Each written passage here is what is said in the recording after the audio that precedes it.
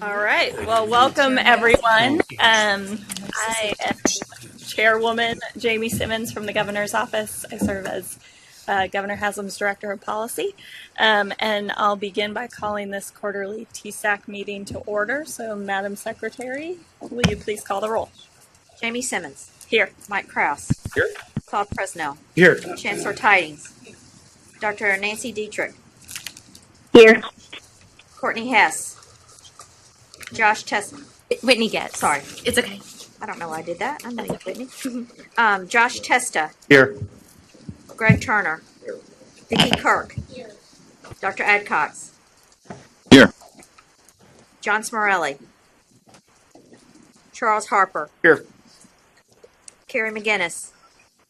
Tom Hughes. Here. Sharon Hayes. Here. Charles Lane. Here. Juliana Dykes. Ms. Chairwoman, we have 14 present. Thank you. And can I have a motion to adopt our agenda for today? So moved. A second? Second. Madam Secretary, please call the roll. Jamie Simmons. Aye.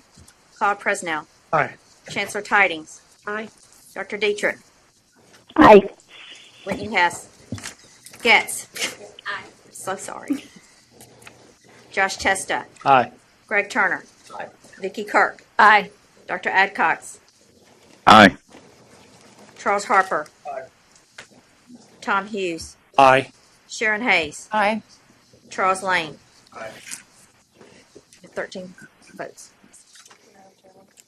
All right, so behind the minutes tab, you have the minutes from our May board meeting. Before we vote on these, any changes to the minutes from the May board meeting?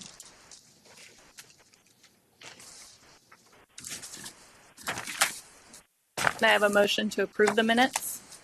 Move approval. Thank you. A second? Second. Madam Secretary, can you call the roll? Jamie Simmons. Aye. Claude Presnell. Aye. Chancellor Tidings. Aye. Dr. Dietrich. Aye. Whitney Getz. Aye. Josh Testa. Aye. Greg Turner. Aye. Vicki Kirk. Aye. Dr. Adcox. Aye. Mr. Harper. Aye. Tom Hughes. Aye. Sharon Hayes. Charles Lane. Aye. Mr. Chairwoman, we have 13.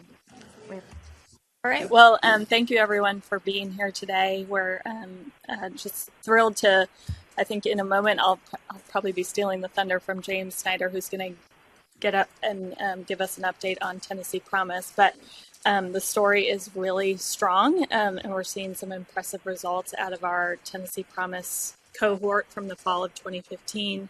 Upwards of kind of a 20 percentage point difference in success to date. And so it's a huge story and exciting to share. I think the flip side of that is, you know, even though we still have, we're seeing success, we still know that a lot of students are dropping out, whether they're Promise or non-Promise students. And so the governor is definitely focused as he moves into his last 15 months on the completion story. And what can we do to make sure that these students have the support and wraparound to be able to feel supported in the environment they're in, to make sure that they, especially our first generation college goers, know who to go to, feel the support, and move through the system, knowing where to go when they face kind of the hiccups in the mountains that they face. And so with that, I will turn it, well, before I do that, I do want to introduce a couple new members to the TSAC board. And so we have Charles Lane, who's a first-year student member here. Do you want to just quickly say what school you're from? I represent Shrek Nazarene University. Great. Yeah. Thank you for being here, and thank you for serving. Thanks for having And then Julian Dykes, she's not here too. Class. In class. We appreciate that. We like that. She's Motlow State Community College. She's a second-year student member, and so she will now be voting. And then Charles Harper from Belmont University is now serving as the TASFA president, and so appreciate his service. And I'll turn it over to James Snyder to give an update on Promise. Thank you, Madam Chairwoman, members of the board. I'm going to just bring a brief update to everyone on the Tennessee Promise program as we are proceeding into, I guess, the application season for Cohort 4, certification of Cohort 3, along with those from Cohort 1 and 2. So just a brief recap on, as we've seen these numbers, spoke on these numbers ad nauseum. The 2015-16 cohort, we did have 16,000, roughly 16,300 that enrolled as eligible students in the cohort. Over 300,000 community service hours were completed, performed, and submitted with this cohort of students. We did see increases of enrollment in the 14-15 year, 24.7% at the community colleges, the TCATs at 20%, with the total cost a little bit over $15 million. Average award a bit over $934 for this cohort of students. And then as we're looking at this brief recap on year 2, as we have now finished out eligibility of the second year of the program, combined cohort totals just shy of 24,000 students, so 23,760. In cohort 1, 6,612 students were certified from fall to fall as eligible in the cohort. And as we're looking at these numbers, it is important to note that this is specific to Promise eligibility. This is not specific to student enrollment. Okay, so student enrollment, so retention of actual enrollment numbers will fluctuate, will be higher than a retention of eligibility reflection. And then our cohort of eligible enrollees for cohort 2, so that entering freshman cohort was 17,148.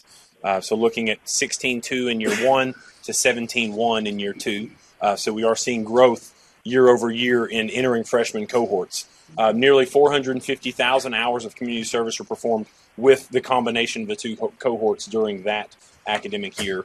Then we experienced the annual retention 15-16 to 16-17, 58% of the community colleges, 83% of the TCAT. So we're seeing tremendously successful performance out of these students. And yes, while we do see, we are seeing loss of eligibility, the students are retaining at substantial rates. The persistence and graduation rates looking very positive. We're still pending the completion of the 5th semester. We're currently in that certification process of eligibility, and we'll look at that briefly. Total cost of year 2, $25.2 million for that year. So if we recall projections for year 2, that is came in less than our projected costs for year 2. And a brief year 3 update. So as we started the fall semester, 37,000 students, over 37,000 students completed and submitted the community service by the July 1 deadline. So that is our cohort of potentially eligible students from which we will see our certified eligible cohort for the fall 2017 term. Noting that 2,300 roughly of cohort 1 remain eligible entering that final semester to be certified as eligible. Ideally, we will see 2,368 additional completers at the end of the spring term, at the end of the fall term. So that will be our next viewpoint, is looking at cohort 1 completions after December. Cohort 2, 9,600 continuing eligible students, and then cohort 3, 25,000. That number, in comparison to cohort 2, was around, just looking at a community service submission number, was roughly 23,000. So again, we're seeing a growth in students that are submitting by the date. That does not necessarily reflect that we're going to see 25,000 students that are certified as eligible for fall enrollment, just based on the fact that those students may be doing this as a last resort, and they have done everything up to that point, and they're still choosing to enroll at UT Knoxville, Tennessee Tech, in an ineligible institution, if you will. So certification of this group is in progress as we speak. We're just starting to see those beginning steps in the certification process. Census was just passed, so we will start to see a growth in the process of certification over the next couple of weeks as those institutions begin to request payment. Estimated costs, roughly $32 million, with the average award just over 1,000, just shy of 1,100, so in that range for this cohort. And so this is our usual visual. We've seen this over the past few years, just kind of reflecting cohort 3 from where we started to where we look to finish. Started at just over 60,000. We're again at in the 25,000 range for community service for submissions at the July 1, and we're waiting on those fall certifications. So year 4 is in progress. This is where we are as of submissions on Monday. Over 30,000 students. So that represents 22% growth year over year in applications as of the 25th of September. So we are seeing an influx, an increase, if you will, of applications. Now, will that in turn on November 2nd represent a growth in applications? It's yet to be determined, but we've started targeting counties, and I put at risk in quotation marks because I didn't really know of a better way to describe them. It's counties that are in a current deficit, and a deficit could be 1. I have a county that has 1. We have a county that has 300 as a deficit. The best example I have, Cannon County has a deficit of 100 students. Eric Farmer, one of our outreach specialists, will be at Cannon County doing a FAFSA and Promise event on October 9th.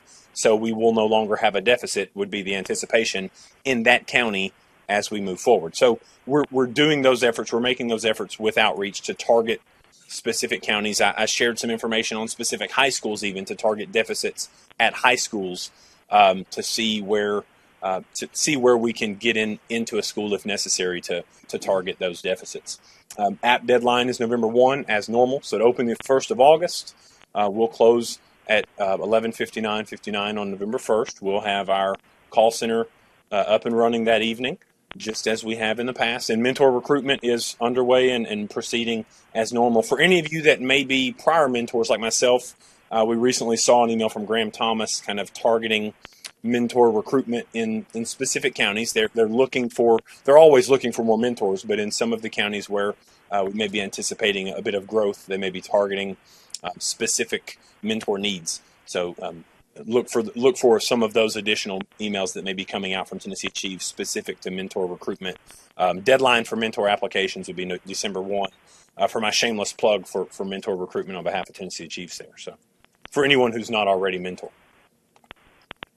So this is a slide we have seen in the past, and so I just briefly updated the numbers from 16, 17, 17, 18, and 18, 19, just to give us a look at revenues and expenditures. The revenue, expenditures, and balance forward for 16, 17, as of when we were finalizing these materials, had not yet been confirmed. So they are still printed as estimated values. Okay, and then the same with 17, 18, the same with 18, 19. Expenditures is confirmed for this year. The year closed on July 18th for the program, so we do not have any additional expenditures, if you will. So rather than read them, and I'm happy to share the slides, we can address any questions that you may have as we're looking at revenues, expenditures, balance forward. Yes, sir. What is the revenue line item? What's comprised of that line item? So that line item is awards. So program awards. Expenditures would be program awards. No, the revenue. Sorry. Revenue line.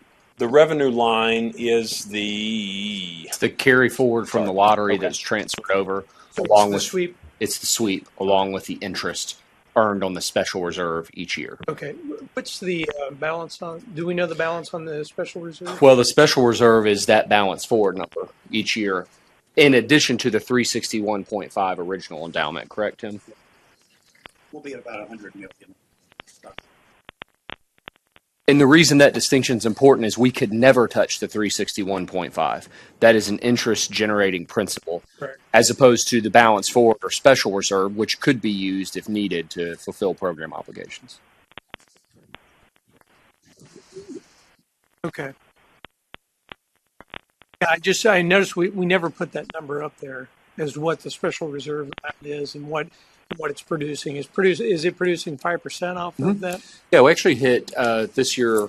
I have that exact number. Our interest earnings this year were right at $18.3 million. 5%. Very solid 5%. Obviously, the sensitivity we'll all kind of continue to carry around that balance forward is $18 million in interest earnings is great. $18 million is not what the program costs. The program costs this year $33 or $32 million. So we'll always need some portion of lottery sweep. Obviously, we hope that amount diminishes over time and we become more reliant on interest. Yeah. I just knew that on our agenda has some transfer into that as well. So, Yep. okay. And we'll talk about that for sure. Okay. It would help if we could in the future have that number up there just so we know, because that is building up, right? The 361, like if we make the transfer, we'll build that up. And so let me ask you about the 173, and I hate, sorry to get in the weeds, but on the 173, is any of that put into the reserve, or is it just kept as a cash forward for program expenses? So Pete and Greg can talk about the actual segregation of funds. Okay. My understanding from F&A accounts is they actually are maintained as one account. We don't keep anything in cash. But it's available. The 361 is not available for programmatic expenses, but the 173 is. Exactly. Right? I was wondering, does any of the portion of the 173, would it be moved into the special reserve to not be touched and just the interest off of that? Or? That really is kind of what we refer to as the special reserve. Anything that's not in the 361 million endowment or corpus, original corpus, but they are commingled for investment purposes. So the 173 plus the 361 would be the total reserve, if you will. Yeah, but they are 361 separate. of that being reserved. Yeah, okay. Restricted. Yeah. Okay. Yeah, I just didn't know if we were at some point trying to get the special reserve to a target that produced enough revenue, and we're only halfway there. Right. You know, if we did that, but your balance forward is also, 50% of what you have in the special reserve. So I'm just trying to get a handle mentally on this. I think it's exactly the right way to be thinking long term. Yeah. We've been in kind of ongoing conversations with the treasurer and with F&A about. Here's the good news. The first couple years of Tennessee Promise's fiduciary history have been incredibly solid. Exactly what you would want to happen to build a promise has happened. So thinking through the 10-year glide slope of how is the account structured operationally, what is the exact amount you want on hand, I will express a personal preference and recommendation to the board as close as we can get to not being reliant on net lottery proceeds. I think is important. As close as we can get is having a principle. And Claude, I've heard you espouse this as well, a target number where you're generating enough interest where the program's truly self-sufficient. I think we should set that as a long-term strategic goal. We're still trying to figure out, as you would imagine, forecasting that out as far as you go. You start to get into a realm in government budgeting where you worry about how accurate any of the numbers are when you're at 10 and 15-year projections. Yeah, exactly. Oh, yeah. Especially. Yeah. Okay, cool. Questions. And we will, so I think then what Dr. Presnell is recommending is a good thing. It's in some ways a clarification of our nomenclature around the balance forward is the special reserve. Yeah, what's made up of that, right? And then there is the endowment that is the 361. Okay. We will do that. Yeah, thanks. Yes. Honestly, it'll just help my thinking every time to see it. Yeah. So thanks. Absolutely. And that is all I have as an update. I will address any questions that anyone may have. Just if we can get a copy of the slides, that'd be great. Absolutely. Okay. Thank you all very much. All right. I will turn it over to Executive Director Mike Kraus to get his report. Thank you, Madam Chair. A couple things.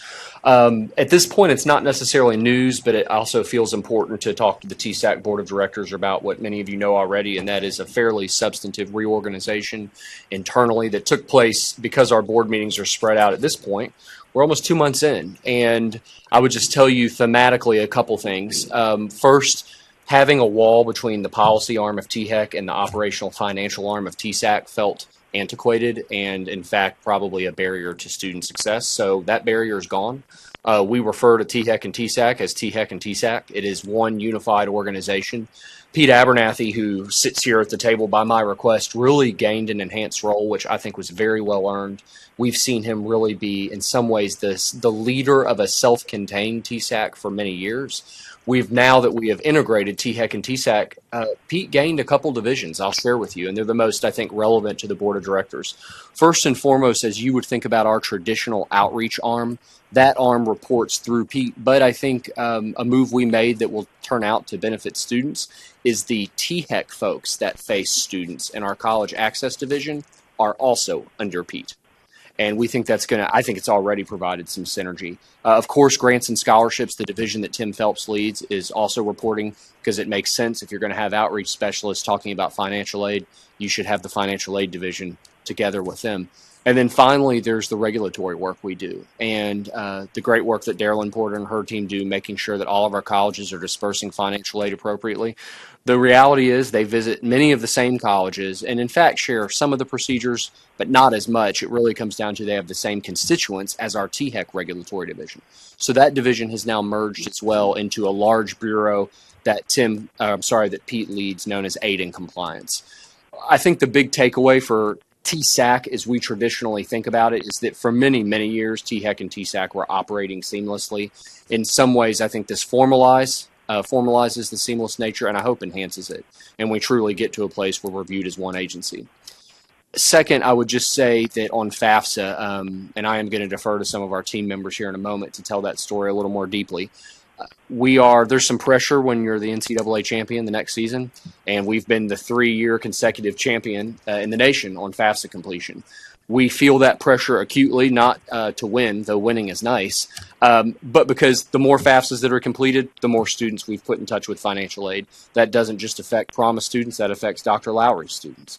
That affects our students at the University of Tennessee.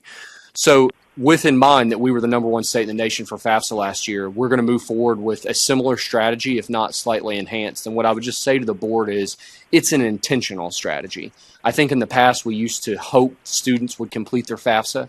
Our outreach division and our student access division work together every day. We track when the FAFSA opens beginning October 1st.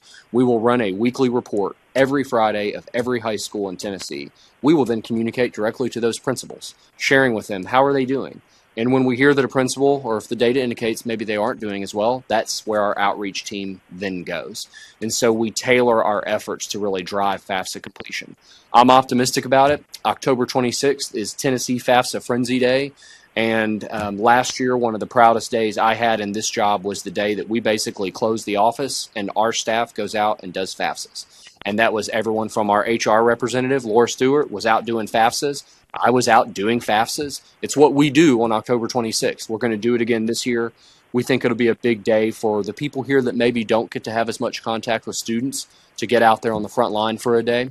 And more than anything, I think it just drives our state's success in FAFSA. So I'm going to defer to Jason C. and Troy Grant, who are going to come share with you really the details of what our FAFSA strategy look like this fall.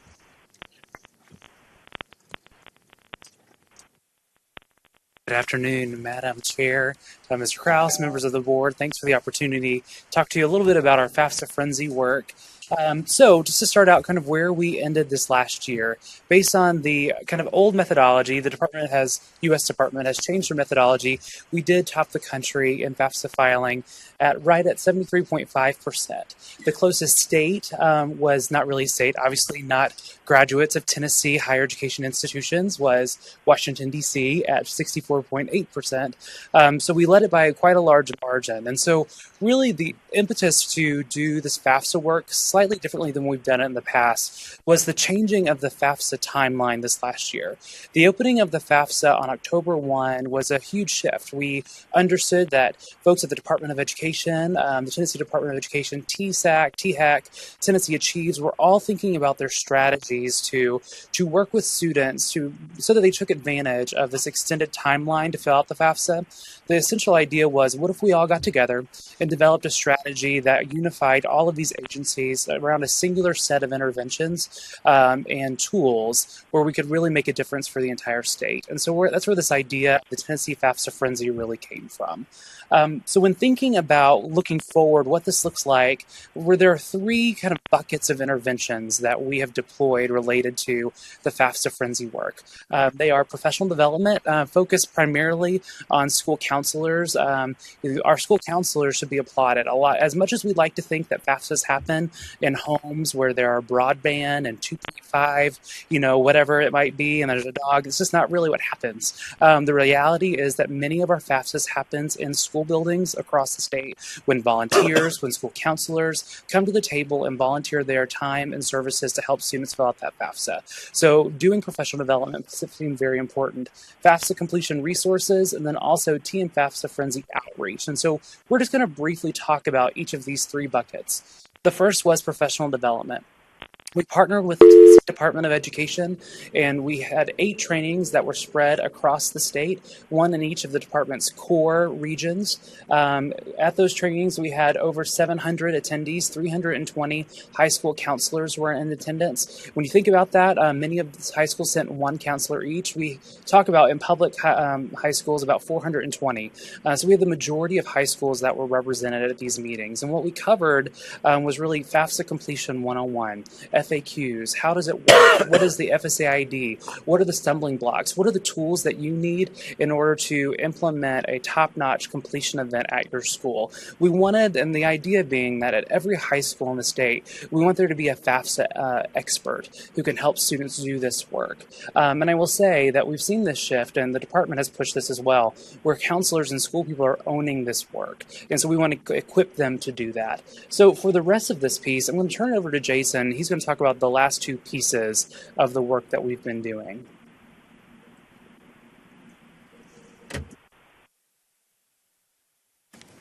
So this afternoon, each of you received this FAFSA Frenzy Toolkit that I believe this is the second year of its production, which has many of the resources that we allude to in terms of helping counselors, college access professionals, whoever is assisting students, whether it's at the high school level, even at the college level, in beyond, even as adult students. We like to put this piece in the hands of the folks that are trying to assist students of all ages with successful completion of the FAFSA. As in the past, we plan on conducting a series of webinars, again, to be made available to college access professionals, counselors, parents, and students, probably most importantly, to walk them through the FAFSA line by line, as well as just to give a broad general overview of financial aid, right, and the programs that we administer here at TSAC and THAC. There's obviously the worksheets, the slide decks, there are handouts. All these are all available at our tnfafsafrenzy.gov website. The last thing, I think, bullet point wise, resource mail out, all of you also received a decal, a FAFSA Frenzy decal that you have with you as well.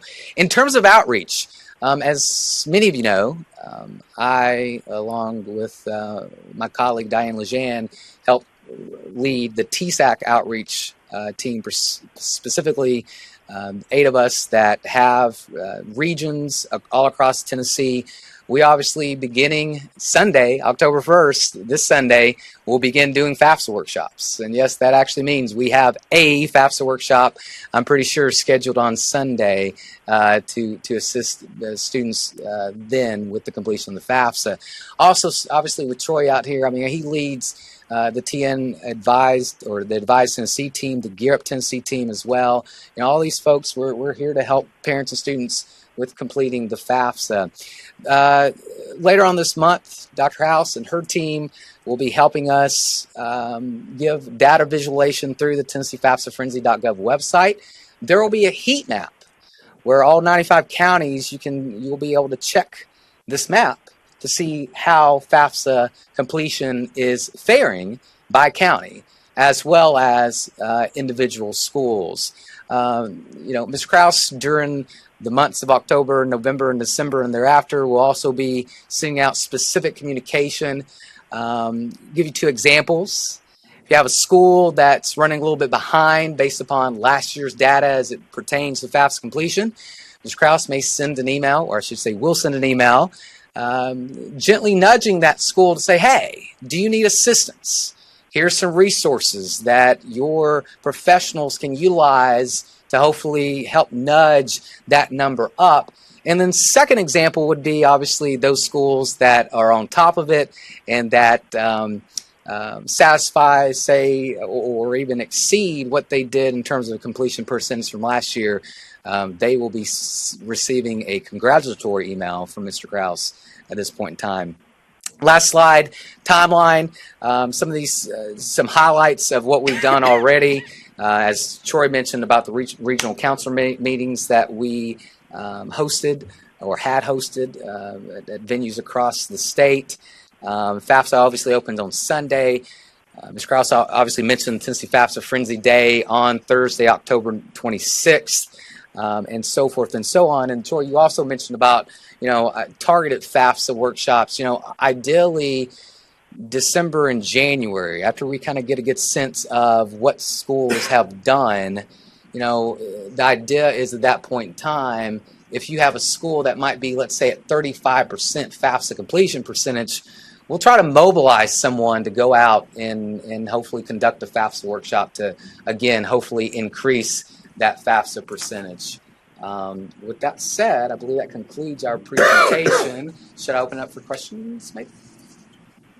Are there any questions for Troy and Jason? And thank you all for the work you do. It's pretty phenomenal, and I'm sure you put a lot of miles on your car getting around the state, but it has made an incredible difference. So thank you. Questions for the presenters? I would just say, Madam Chair, and your inflection point's the right one. This outreach team we have, these are state employees that spend lots of nights away from their families because they're on the road trying to help kids go to college. And I'm very grateful to them. Also grateful to our call center. I got to recognize them. We have 4 full-time employees that they are Tennessee's financial aid call center. Whether you're going to Lipscomb University or you're going to Lemoyne-Owen, you call our call center for financial aid help. They took 5,000 calls last month, and that's a pretty standard number for them. So I think it's a unique capability that not every state agency has in America, and I would tell you that the FAFSA success we've had has not been accidental. It's largely been because of their efforts and their tirelessness, as you get a sense from Jason C. about his caffeinated nature.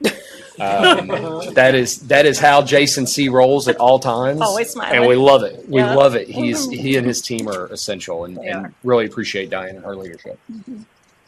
All right. Well, thank you for those comments. And now I'll turn it over to Charles Harper from Belmont for the TASFA President's Report. Thank you, Madam Chair. Thank everyone for having me. As TASFA enters into its 50th year in 1718, we are definitely looking forward to honoring the past but building our future as it relates to not only our students but also our members in itself. The purpose and functions of TASFA is aligned to serve our members and membership with their post-secondary enrollment goals. As far as our 1718 goals, as you can see, professional development by continued training for our members through our fall workshops and our annual spring conference. We definitely thank TSAC for their willingness to assist us with our fall workshops. Our fall workshops are scheduled towards the end of October into the first part of November, in which we will have a fall training series in Middle Tennessee, East Tennessee, and West Tennessee for our members. Also going into 1718, I wanted to really work towards strengthening the relationship between TSAC, THEC, and TASFA. And by that, it is the renewal of the TASFA Advisory Committee, in which I asked Dick Smelser, who is the Director of Financial Aid at Pellissippi Community College, to serve as the chair. And then I would serve on that committee as well as past President Karen Hauser. In hopes of just, strengthening the membership. Some of our members aren't fully aware of the collaborative efforts that go on between TSAC and TASFA, and we just wanted to kind of bring that together to help foster a stronger partnership with that. So in doing so, Dick and I have met with members of TSAC and THEC within the past month or so, and just kind of expressed our willingness to open to assist you in whatever way that you need. So please feel free to contact me or contact Dick, as he serves as the advisory chair for that, which leads right into the third goal of supporting you in your outreach efforts. We've talked with with Diana regarding the FAFSA frenzy and said we have members that are willing to go out into the high schools and assist, as well as do college nights. So we've definitely, opened ourselves and said, please, we've extended our hand. Please let us allow, to assist you in whatever way that you see fit as part of as the TASFA membership. And then in the spring of 17, we actually had our first really TASFA State Hill visit in which we sat and visited with legislators. And we're hoping to really continue that as well. As I know, Tim works hard on the Hill, expressing needs of our students. We kind of felt like, having the voice from the financial aid community as well as TASFA would really go a long way and help strengthen in relationships that benefit the students and the parents regarding any upcoming legislative laws in relation to financial aid. As you can see, Tennessee, the TASFA membership was almost 600 active members at the close of 16-17. We were looking forward to increasing that as we enter into our 50th year and celebrating that. And the current board is made up of 11 elected officials and 15 appointed committee chairs as well. Thank you so much for that report. Any questions from the board? All right.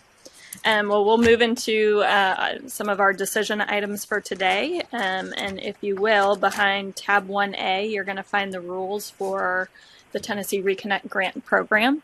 And so I'll turn it over to Mr. Tim Phelps, who will speak to these rules in particular. Madam Chair, Director Krause, members of the board. As Madam Chair said, under tab 1A, you'll find the proposed rules for the Reconnect Grant.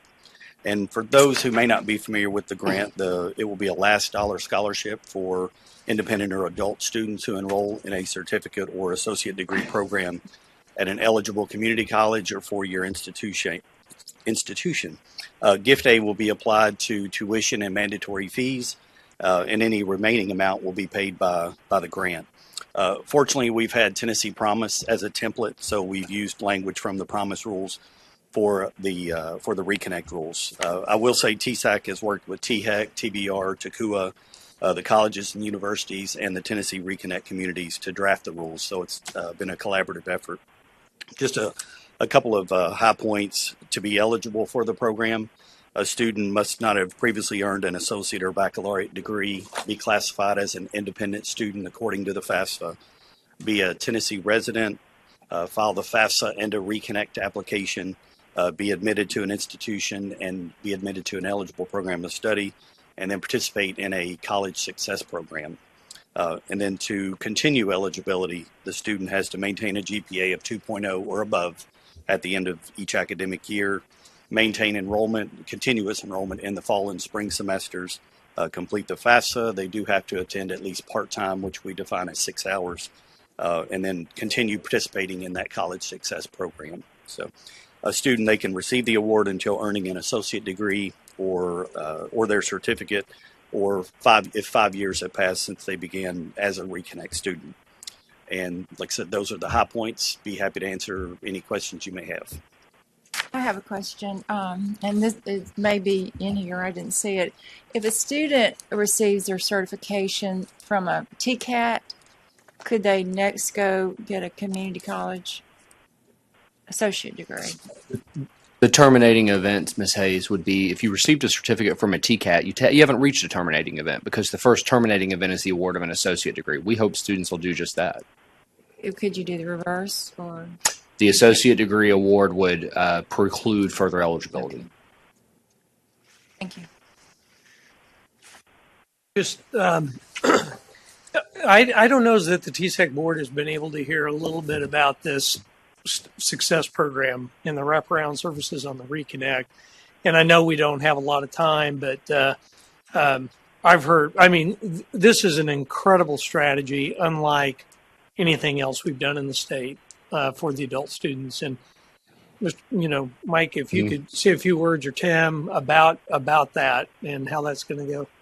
Well, first, thank you for highlighting it. And just so the board knows, our intent was, because we often are limited and meet biannually, that spring meeting, which will still be pre-implementation, we will bring you a full update. Well, that's fine. In the meantime, though, let me say a couple things. First, the Reconnect Success Program relies on a partnership between THEC and the Board of Regents. That is as seamless as I think it's ever been. I'm looking at Russ because he might be our institutional memory here. But there's a joint college success program that THEC and TSAC have worked on with Chancellor Tidings and her team. It looks like a couple different things. First, an intake triage form. We need to know some things about students in order to assign the proper intervention. Second, and Chancellor Tidings, I might ask you to walk through some of this. Every single Board of Regents campus has a Reconnect hub, a person, a team that Chancellor Tidings has already had in a couple times, so that I think the central intent is when we find something that works at one campus, we're able to disseminate it across others. Do you want to talk about that just momentarily? We did have our first Reconnect Academy week before last, where we had all of the Reconnect stars, as we're calling them, on the campus come with their teams to talk about strategies they've already implemented. Some of those that have been working better than others to replicate across the system. They're bringing in nationally known people that have worked with adult population students and are also having them put strategies forward that can be successful for that adult population. Looking at just the logistics of the adult student, they're recognizing in all the academic areas that there are some of the programs that need to be structured a little bit differently. We are talking with faculty about the hours that courses are being taught, the number of courses that the adult student needs to sign up for. So getting down into the specifics of what helps an adult be successful. So the simplest answer, Dr. Presnell, would be the following. You complete your intake form. We then know something about you and know what you need. If you were referred for really deeper interventions, well, two sets of people know that. Your campus people now know that, but also THEC and TSAC have contracted with our Tennessee Reconnect communities that are the storefront in every area, and Jessica Gibson on our THEC team leads that. I think the result, and I think you've characterized it right, is a set of wraparound supports. The big news on Reconnect thus far has been the financial aid, and I get that. I think the bigger news may end up actually being the college success supports. And then just the final thing I'd say is this also, there are things we're learning about this that I think will help all students. We're already learning things about how we communicate with students about financial aid, about the hours that things need to be accessible for. In spring, we will be able to give you a full update. And at that point, again, we'll be about 6 months out. But there's no doubt, I think, in all of our minds right now, we have a countdown clock. Next fall, Tennessee really has we hope, a fundamentally different task ahead of us. Are the eligible four-year institutions invited to these meetings as well? They are, and the Tennessee Reconnect communities, to your point, specifically are prepared for who's my eligible institution in my area. Cumberland University, got it, great. They'll work with those students, Carson Newman, all of the TACUA members that are also eligible institutions. Okay, cool. Yes. Thanks. I hope you will. Yeah. Just one comment to your question there. We're actually hosting strategic roundtables. 1 week in November, 1 week in December, and we actually had Patrick and Diane. Okay, good. At those meetings. Final step. Big questions that would efforts from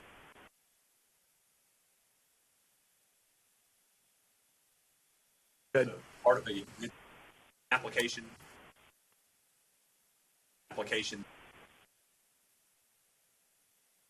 that will sort, if you will, the students into, and I'm using maybe bad example, buckets, if you will, of needs that they have. Great question. Thank you. Any other questions on these rules? I move we accept the rules. Great. Do we have a second? Second. All right, Madam Secretary, please call the roll. Jamie Simmons. Aye. Claude Presnell. Aye. Chancellor Tidings. Aye. Dr. Dietrich. Aye. Whitney Getz. Aye. Josh Testa. Aye. Greg Turner. Aye. Vicki Kirk. Dr. Adcox. Aye. Charles Harper. Aye. Tom Hughes. Aye. Sharon Hayes. Aye. Charles Lane. Dr. Lowry. Aye. Madam Chair, you have 14 ayes. Thank you. All right, and again, we'll move on to item 1B, adoption of the middle college scholarship rules. So that's behind your tab there. And again, turning it over to Tim Phelps for this update. Thank you, Madam Chair. Under tab 1B, you'll find the proposed rules for the Tennessee Middle College Scholarship. This is a new program passed by the Tennessee General Assembly during this year's legislative session. The program provides awards to high school juniors and seniors who enroll in an eligible middle college program. As defined in the legislation, a middle college program is a program operated by a community college in partnership with an LEA that will allow students in the fall semester of their junior year to enter the program and earn an associate degree and a high school diploma within 2 years. The program will begin in the 18-19 academic year.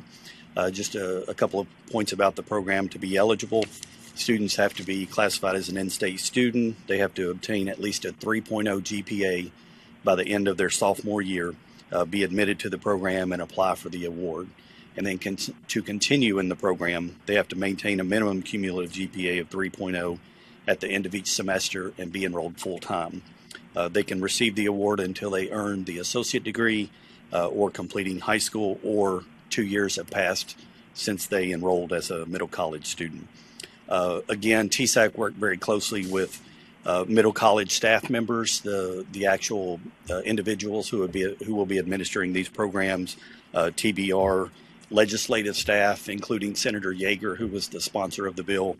They all had an opportunity to review the rules and to provide feedback on that. And with that, recommend passage and be happy to answer any questions. Any questions? Okay, do I have a motion to adopt? Moved. A second? Second. Madam Secretary, please call the roll. Jamie Simmons. Aye. Claude Presnell. Aye. Chancellor Tidings. Aye. Dr. Dietrich. Aye. Wendy Getz. Aye. Josh Testa. Aye. Greg Turner. Vicki Kirk. Dr. Adcox. Aye. Charles Harper. Aye. Tom Hughes. Aye. Sharon Hayes. Aye. Charles Lane. Madam Chair, Dr. Lowry. Aye. Madam Chair, we have 14 ayes. Thank you. As administrative note, Madam Chair, have we had anyone on the phone join us recently who has perhaps been not recognized? Thought we heard a chime in a few minutes ago.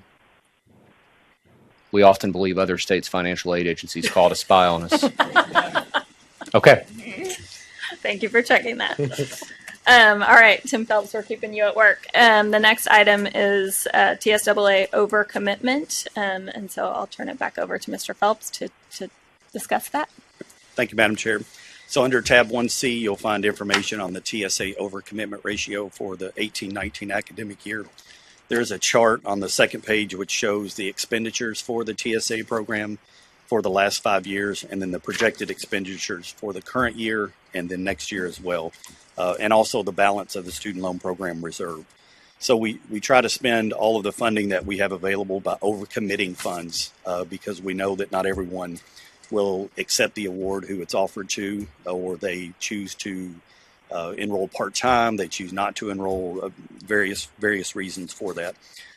If you look at the last 5 years of the overcommitment ratio, you can see that we've used 153% as the overcommitment ratio. So for the 16-17 academic year, we spent just under $92 million, and that was to about 53,500 students, which is phenomenal, and is looking at past history, it's more than double of what we had available to spend when I started here about 11 years ago. So we started at around 42 million, and now we're at 92 million, which is fantastic. For the 18-19 academic year, we are recommending that the board adopt that overcommitment ratio of 153%. After the current year, this 17-18 academic year, you can see on the very bottom balance of the student loan reserve, we'll have about just under a $4 million balance. And in the past, we have recommended using funds from that reserve. However, the wishes of the board has been to spend that reserve down and essentially maintain a safety net, if you will, of about $4 to $5 million. So we're at that point. So we're not recommending any funds be used from that reserve at this point. But that's a summary of the recommendation. Be happy to answer any questions. I just think it's interesting that 153 is spot on consistently. And I will say, Sharon, that the board gives us flexibility to make additional awards as we need to. So the 153 is the kind of the sweet spot that we've gotten. But as needed, then we make additional awards to make sure we expend all of the funds.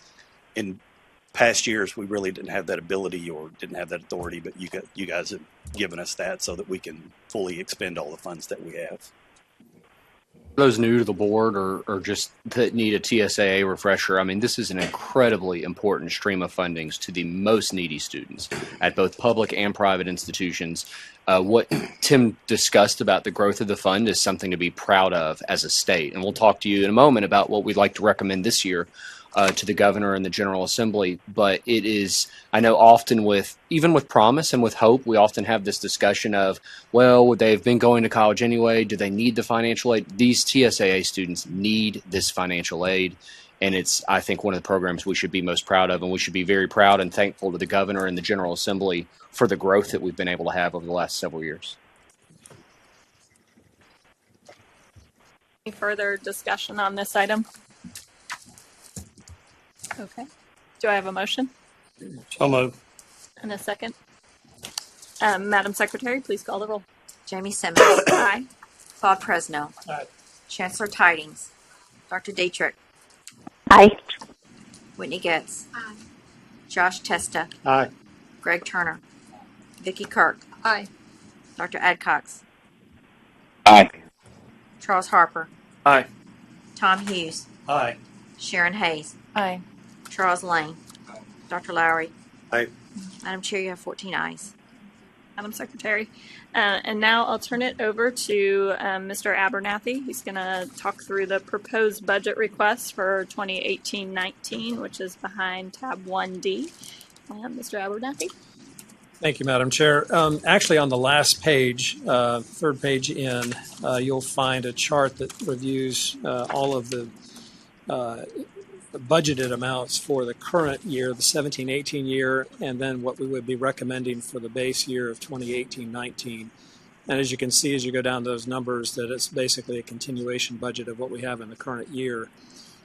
Just very briefly, these different divisions or codes, the TSAA there at the top, as Mr. Phelps just talked about, $97 million in total appropriations. 6.8 of that is from lottery funds. The other 90 is from state. The administration code is where all of the personnel are housed. Academic scholars, $1.5 million there. That is the Ned McWhorter scholarship. That is for what we generally term as the best and brightest. Those are the students who have the 3.99 GPAs and the 34 ACTs that are getting that award. The Loan Scholarship Program is made up of the Minority Teaching Fellows Program, the Tennessee Teaching Scholars Program, and the Graduate Nursing Program. These are basically scholarships that are given to these students in education programs with the condition that they teach for a specified number of years for each year they get the award. And if they don't teach, then that reverts then to a loan, the amount that they received. And then the lottery code at the bottom, you'll see $332 million in there. We don't anticipate, of course, spending that much, but that's what's given to us as authority to spend up to. So those are the areas, the buckets where TSAC spends its money. So back on the first page again, we are recommending a continuation budget in the 2018-19 fiscal year. As a couple of side notes, one, Finance and Administration for the past several years, and again this year, is asking for us to identify a specified reduction. This is a 2.5% reduction from our state appropriations. We would be taking this out of our administrative code, not out of the program code. So the scholarships and grants would not be affected by this. It would just be the administrative code. And that amounts to a little over $40,000. Of the the improvements, or really improvement that we're asking for in this budget cycle, as Director Krause referred to earlier, is in the Tennessee Student Assistance Award program that Mr. Phelps just went over. So if you'll turn to the next page, this is kind of an overview of what we're recommending. The total recommendation is for $20.5 million, and to explain how we're getting that, what we would propose to do is to reduce our Tennessee Student Assistance Awards by $6.8 million, which is the lottery funding, and allow the lottery programs to retain that $6.8 million. That would accomplish two purposes. One, remember that any unspent lottery funds revert back to, at the end of each year, revert back to the promise reserve. And so this would help strengthen the promise reserve account each year. That $6.8 million, assuming it's not spent in lottery programs, would then go to help strengthen and increase the promise reserve.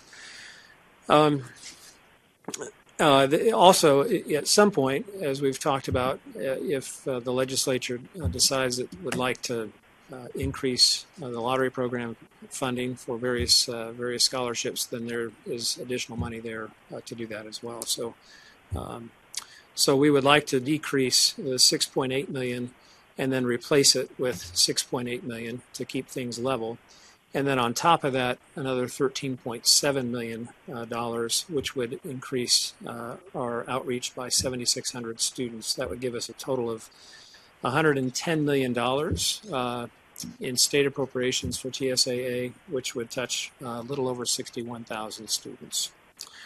So that's the ups and downs of the TSAA increase. I'll be glad to take any questions if there are any. These would be base increases. So this $20 million would go into your base. That's correct, in the 2018-19 year, if approved. So that would, so the schedule on the next page would be, if that were to be approved, that would be adjusted, less the $6.8 million. Correct. The 6.8 would go away, and then the 90 million would go up to 110. And just to give a little bit of thought behind that, that 6.8 was transferred over from other lottery funds when I think TSAA was in a bit of an exigent place. Now that we aren't, just as a practice of good accounting, we'd like to keep our funds straight and move forward. Abernathy, could I ask a question here? There's 46,000 that are eligible but unfunded due to the limits of the programming. How are we addressing those individuals? Well, that's a great question. Of course, the improvements that we've seen over the past several years are chipping away at that number of students, so we're hoping to continue to do that with this improvement and improvements in the future. In the meantime, these students would also be eligible for the federal Pell Grant, and many of them are eligible then for Promise and Hope and other awards that we have. That's my second question, so thank you. That's okay. Are we still authorized up to the 2100 EFC for this okay. But I'm assuming demographic-wise, based on our new awarding cycle or approach, they're mostly zeros, aren't they? It's 80 to 85% has zero. 80 to 85, okay. So if, let's say we get a $10 million improvement, are we going to, is the 6.8 coming out of that first, so we don't get the full gain, or because I would love to think we could get the 20 million. We put those type of requests out every year, and we haven't gotten it. I think we need to continue to challenge them. I'm absolutely supportive of this, but if they say, well, we'll do 10. That's a great question. I think if it gets to that point, we would probably have some discussions with FNA about how to make that work. Okay. So that's a bridge we would cross. I happen to have an opinion on how that might work, but this way, I'll tell you what, the number of eligible unfunded was up around 130,000 students, and now we're down to 46,000. So it has dropped significantly in the recent years under Governor Haslam's leadership. So Some of that, I will mention, was a different way of counting those students. So some of it does represent that. But you're right, the improvements over the past 6, 7, 8 years It's been incredible. Yeah, But you said that number was over 100. It was over 100,000, and now we're down to 46. So that's good. That's good. And you got to understand too, when your FAFSA completion rate goes up, you identify more students who are eligible. So it's not a simple calculation. I mean, there's a lot of moving parts to it. So this is encouraging.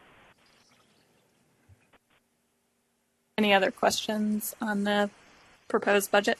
Just one last question. The one number we don't have in here that we normally have had at other years is what would it take to fully fund the 46,000? Do we know what that number is? Because we would say, here's what it would take. Our governor has an incredible legacy program in Tennessee Promise, but I'd suggest maybe another legacy program for the governor, and that's fully fund TSAA. Tim's asking Siri. Yeah. If Siri can answer that question, I got to trust her more. The easy answer is about $83 million. That's if you take the 46,000 times the average award of 1,800. Okay. $83 million. The take-up rate, if we were to give an award to all 46,000, we know that not all 46,000 would accept the award. Exactly. But looking at total population would be about 83 million. And I think, and you certainly have a perspective on this, and I assume Dr. Lowry and Chancellor Tidings do as well, but this is enviable. There are so many other states where you do not have this sort of pipeline. There are some states that do, but it's... no one has this type of deal. No, we're in a That's good fantastic. spot. Yeah. All right. Do I have a motion for the budget? Of approval. Second. I know a few of us are going to, because of the nature of our roles, abstain from this vote. So just to flag that, Madam Secretary, can you take the roll? Jamie Simmons. Abstain. Claude Presnell. Aye. Chancellor Tidings. Aye. Dr. Dietrich. Aye. Whitney Getz. Josh Testa. Abstain. Greg Turner. Vicki Kirk. Aye. Dr. Adcox. Aye. Charles Harper. Aye. Tom Hughes. Aye. Sharon Hayes. Aye. Charles Lane. Dr. Lowry. Aye. Madam Chair, we have 10 ayes. Thank you. And the final decision item for today is the use of the operating fund. And again, I'll turn this over to Mr. Abernathy. Thank you, Madam Chair. As a reminder, we've talked about this fund the last several board meetings. These are monies that were created and earned over a 40-year period from the federal loan program that TSAC administered. At one point, it was upward of probably $80 million. We have spent that down for various things. The bulk of that has been transferred into the Tennessee Promise Reserve. I believe $57 million in total. And so we are down now to a little over $22 million that remains in that reserve, in the operating fund reserve. It will not grow. We are not earning any more income, obviously, without the federal loan program. So that number is what we have to spend. And so what we would present to the board today is the use of some of those funds, most of those funds, in several general areas, and I'll let Director Krause get into some of the specifics on these, but the first would be to transfer a portion of that to the Promise Reserve. Second would be to help the Reconnect program that will be up and running beginning next year, but some of this money would go towards the data collection and transfer and the marketing efforts in Reconnect. And then we also will be continuing to support the Student and School Services Division that Ms. Pennington overseas. And then finally, there is a small portion that remains that we will owe over the coming year, roughly, to ECMC, which is the agency that took over our loan program for some default diversion fees that we are by contract required to pay them over that period of time. So those would be the four general uses that we were recommending to. Yes, you're recognized. Those four, let me talk through the four broad bins and kind of the policy case we believe exists for each of them. And Greg, I may call on you as well. So the promise sustainability discussion we had at the front end was a good one. And while those numbers are large, I think we have to remember there can never be an infusion by law of general funds into promise, ever. The only way you can infuse promise are these opportunities. And I would argue this is probably our last opportunity. We've had a discussion ongoing with Commissioner Martin and the administration, and it feels right if we can infuse $18 million, that this is a great juncture to do that. And certainly, I think, an appropriate use of the funds. Second, I talked about the countdown to reconnect. A year from now, we're going to hope to flood our campuses with adult students, but they can't flood campuses if we're not able to reach them. And we would propose that using, what is the exact dollar? $3 million of these funds to do adult outreach and financial aid counseling activities over the course of the next few years is also worthy use of the funds. Finally, many of you all have watched as Jane Pennington has kind of built something within TSAC. When the federal loan portfolio went away, what we lost was federal support of default management activities. Well, default management is still really important. And so the board, in its wisdom a few years ago, decided, let's give this thing a go, and we're going to continue over the course of the next year to see if it will work. And Jane will deliver an update in a moment, but I will tell you, her and her team are working very hard to try to provide resources to financial aid offices that were lost when the federal government pulled out of the lending business. That's just a little bit more detail on how we'd like to use the funds. Again, I think they're all, and Pete has verified, consonant with the uses of the operating fund, and in their own way, they all move us closer to the drive to 55. So is that $1 million that's going to the student and school service division? So the original allotment, which we've always planned on, was $2 million, of which we are $1 million in now. So we have spent $1 million of it. So obviously we'd like to have another $1 million. That's exactly. 22. That's right. How much do we need for EC? Probably in the 200,000 to 300,000, 500,000 range. Yeah. So is it really 500,000 then for the default? That's what we plugged. Yes. Okay. And the total amount right now of the operating fund is over 22 million. It is 22.3, 22.4. So that would occur this fiscal year, these transfers? Yes, ma'am. And to be more specific, we would seek the promise transfer upon action of the board, meaning we'll be communicating if the board approves as soon as tomorrow to try to effectuate that transfer. We think it's important. You all know this operating fund's been hanging around a long time. It's high time that we go ahead and have a final disposition. That would be the 18, Nick. Yes, ma'am. And the 18 goes into the 361? It would go into the special reserve that's on top of that 361. The 361's quarantined. Yeah. Yeah.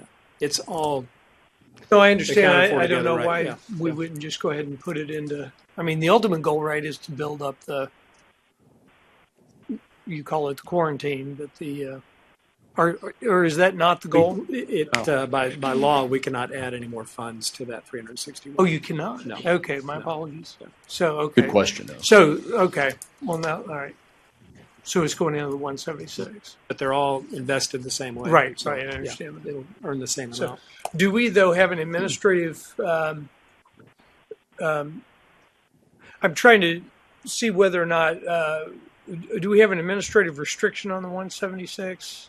We really don't. Our understanding, we've had a few conversations with Treasury.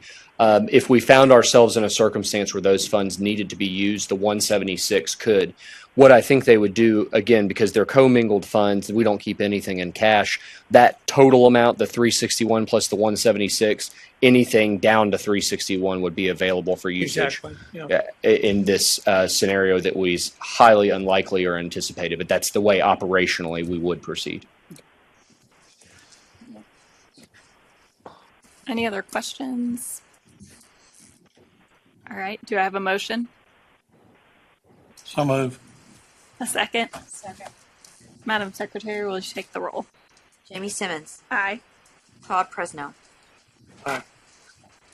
Chancellor Tidings. Aye. Dr. Dietrich. Aye. Winnie Getz. Aye.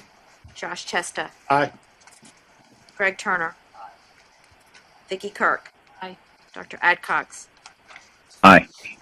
Charles Harper. Aye. Tom Hughes. Aye. Sharon Hayes. Aye. Charles Lane. Dr. Lowry. Aye. Madam Chair, we have 14 ayes. Thank you, Madam Secretary. And now we will move into the next portion of our agenda, which is our discussion items. So I will turn this over to Ms. Jane Pennington to give an update on the Student and School Servicing Division. Thank you, Madam Chair, Director Kraus, and to the board, thank you for your continued support of the students and school services. I'm still having to get used to that new title myself since it was a long program for so long. We're going to talk about our continued growth and development for the next few minutes. And I've rearranged things a little bit from what I originally sent out to you because the staff and I have recently done some research on our portion of the Reconnect process and have come up with some exciting news. I want to make sure I had time to share that with you. This program officially ended under contracts we had with the schools. There were about 20 some odd schools, ended June 20th, 2017. We were unable to complete it as we wanted to at that time because the schools were busy then. We couldn't get final reports from them to compare to what we had done over the last few months. But we have some IT issues which have been fixed this week, and we should be able to correct this and have better statistics for our next meeting. But we took 3 schools specifically that we completed the work, which was to get the Reconnect file from Jessica Gibson's group, Reconnect file from her group, and then we compared that with each of these schools with their NSLDS report, which is where the national student loans are reported, to see who was in default. And my theory was it was about 14%. It's between 12 and 14% overall of those students that have been to school before, received loans, and dropped out have gone into default. So we identified those for these 3 schools, and I'm not giving you their names yet because we haven't talked with them about these statistics. So I think I need to keep it a secret for a while.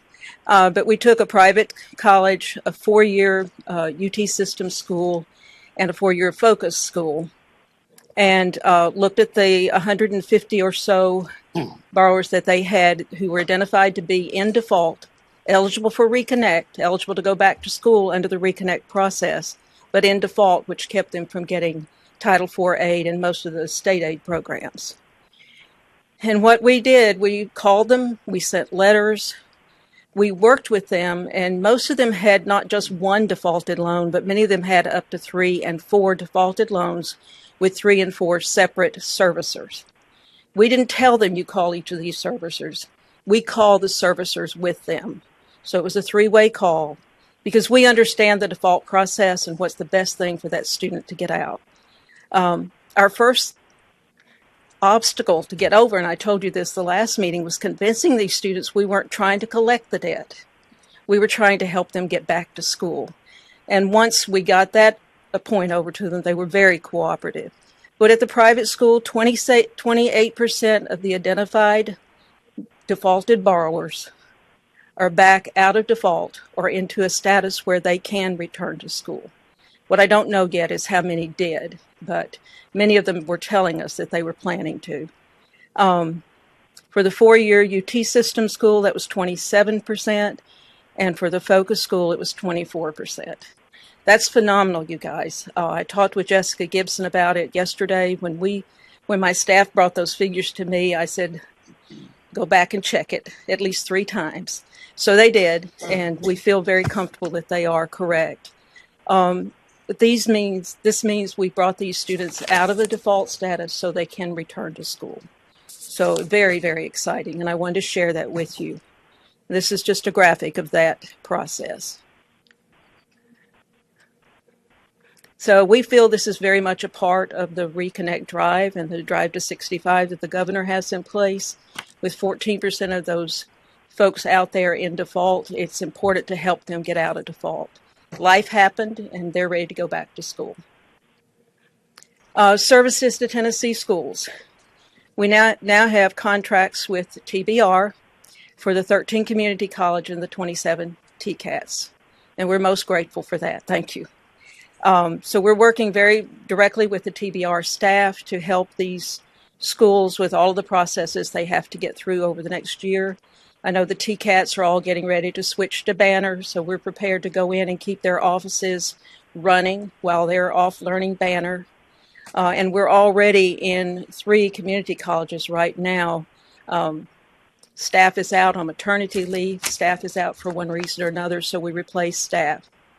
We have a continuing contract with one of the historically black colleges.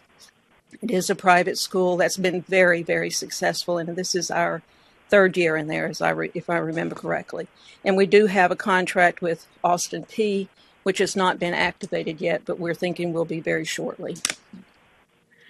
So we're mostly providing temporary staffing right now, but we're supporting default management at these schools, all aspects of awarding financial aid, dispersing funds to students. Another big item we're doing is reconciliation of federal and state funds, which Tim is definitely encouraging, and monitoring completing their reporting requirements and then providing training. We continue default management, just helping them with reconnect projects, anything where they may have students in default or students who are about to go into default, and helping to keep them from making that last final step. License review has leveled off a bit. We've been in this program now for several years. We've identified most of these borrowers, and we are identifying now new defaulters that have just defaulted. So it's leveled off a bit, but it still keeps us very, very busy. And I'm aware we're running short on time, so I'm going through here quickly. But scholarships to loans, that's with Tim's group. They have scholarships that have been given out to nurses and teachers that require a work component to be repaid. And these are students who did not complete that work requirement, and that becomes a loan. So we're reaching out to collect on those. Most of this information is the same as it was during the last report, but we have completed the license review process with these people. We've identified if they have a professional license. We sent them a final demand letter, giving them one last chance to make payment arrangements. We give them 30 days to do that. If they have not done that within the 30 days, and that actually ends next week, then we'll send out the 90-day license review letter to them, telling them, we caught you, you have a professional license, you need to make payments on this loan. So we anticipate this is going to be a very interesting process. And our concluding comments, we have ample contracts for right now. So I've put our marketing process on hold for a bit. And we're working to bring everything up with the TVR schools and the other contracts we already have in place. But shortly we will be starting to market again to the schools around Tennessee, especially the private schools, and possibly to the nonprofits at some point. We have a wide-ranging budget plan that we've put together thanks to our new boss, Scott Sloan. We have to now live within a budget. So that's been a learning process and a good one. It is required. Cross-training all staff in all areas. This has been very important for the staff. They've known lots and lots about loans for years, but they've had to learn everything else there is to know about financial aid. It's been very rewarding for them also. And we've, again, proven ourselves to be adaptable and meeting changing needs, especially those of students and our schools. So that's all I have. I will be here in the interest of time. If you have questions, just look me up. Thank you. Great. Thank you, Jane. And thank you for the great work you've shared and the help you've provided to a lot of these adults to get out of their defaults. It's fantastic. And now, again, turning it over to Tim Phelps, who will give an update on grant and scholarship programs. And you do have a handout provided to you that kind of captures those scholarship programs at a high level. Thank you, Madam Chair. Under tab 2B, you'll find expenditures for the state and lottery funded programs for the past 3 years. For the just completed 16-17 academic year, we dispersed about $339 million to over 127,000 students for our lottery funded programs. One item of note is that we do continue to see a increase in participation in the dual enrollment grant. we had a growth of almost 2,000 recipients and about 3 million from 15-16 to 16-17. And just for a historical perspective, I mentioned TSA several years ago, or when I started several years ago, but in the first year of the dual enrollment grant, we had about 5,500 students, and this year we had almost or just over 26,500 students. So almost a five-fold increase from inception of the program. And sorry, Tim, can I interrupt? What % of total juniors and seniors is that out of? I don't know the answer. I can get it for you. For the state grant and scholarship programs, like we mentioned earlier, we paid almost $93 million to about 53,500 students. At your seat, you should have a profile of the TSA recipients. And Dr. Presnell, I overshot the zero EFC a little bit. 73% of TSA recipients had a zero EFC versus the 84% had a household income of less than $35,000. So facts and figures on that. And the amount that we mentioned, the 80 to 83 million, is what it would be required to fund all of those students who did not receive an award due to funding limitations. So, again, the numbers are in the book, and happy to answer any questions you may have.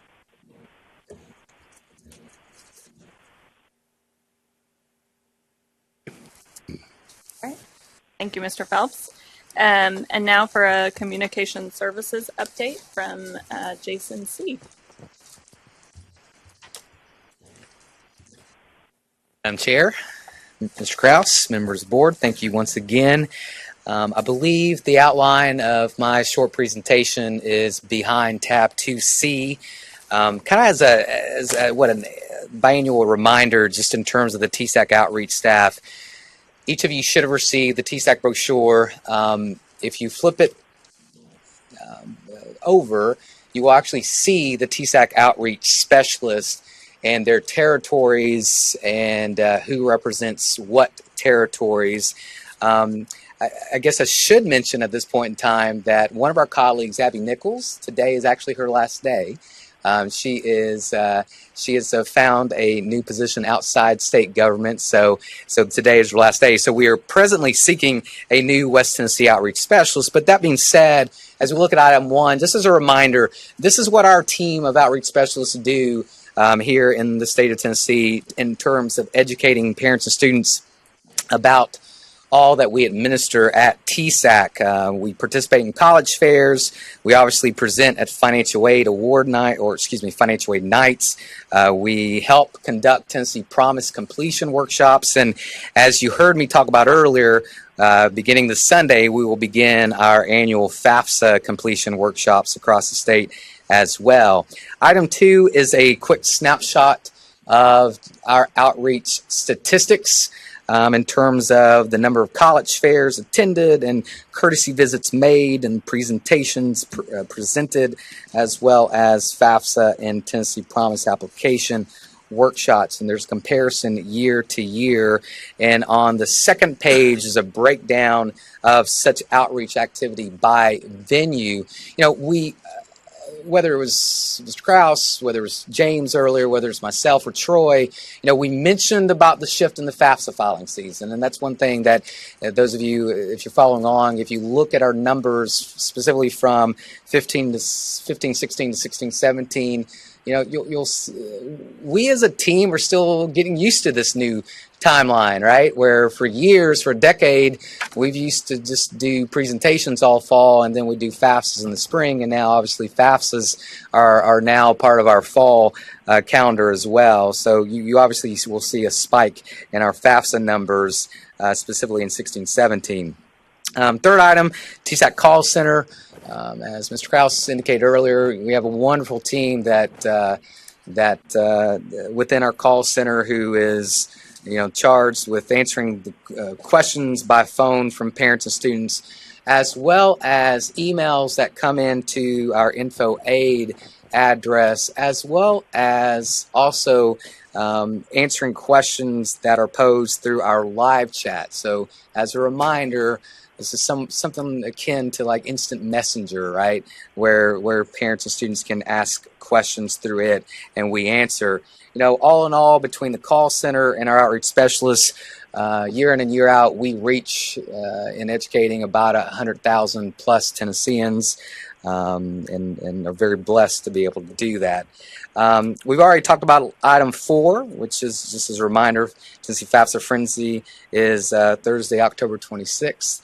If I'm not too forward to do this, I would encourage any of you, if you would like to volunteer, perhaps see my colleague Diane Lejean, if you would like to volunteer at a local or a statewide FAFSA Frenzy event. Jason, let me interrupt to say we'll be intentional for the board members, especially those that aren't right here in Nashville, to find an opportunity that may work for you. But for those in Nashville, I will be going to a school here in Davidson County. Would love for any of you to go with us that day, but we'll especially think through our board members that aren't here geographically. Last thing, item 5, outreach courtesy visits. As we begin each new academic year, this is a time where we deliver specifically several publications to all of our public and private high schools, as well as all of our colleges, public, private, 2-year, 4-year. Obviously, some of the things that you see listed there that we have delivered, where applicable, obviously the Tennessee Promise push card and the complimentary Tennessee Promise poster, the Tennessee Promise resource guide has been given into the hands of every school counselor across the state. We partner with the Department of Education. My friend Jerry Maynor over there, Jerry and his team created this Path of Choice publication to basically give awareness to high school students about early college opportunities. And this is something that Jerry asked my team to make sure every school counselor, principal, and assistant principal at least received a copy of it. And the final thing that I'll end with is our TSAC brochure, which many of you are accustomed to seeing. We make annual changes to this and get it printed late July, early August. But I would like to make note. This is our first significant overhaul of this TSAC brochure since I was hired back in 2006. And so for those of you who see this year after year after year, make sure you look at it, right? Because as you open it, what you will now see is we have a Tennessee Hope Scholarship panel. We have a Tennessee Promise checklist that's now embedded for high school seniors in the brochure. As you flip on and on and on, panel to panel, you'll notice a dual enrollment grant panel now. We, back in the spring, as you heard at our previous board meeting, we were intentional about doing some dual enrollment nights across the state. Now we have a dual enrollment panel in the brochure. And last thing, as you heard Tim allude to earlier, Tennessee Reconnect. If you notice the last 2 panels, as you fold this all the way out, there are now 2 panels dedicated to adult learners. And this is our effort of I guess, our initial communication about Tennessee Reconnect. And if I may, before I arrived here for the meeting, I was actually over at the Metro Action Commission, where I had the honor of speaking to 19 HiSET graduates who had completed their HiSET requirements within the last week or so. And they always invite me upon graduation so I can speak to the students about the next step, college. And so for an hour, let's be honest, an hour and a half, right, James? You know how I am about speaking.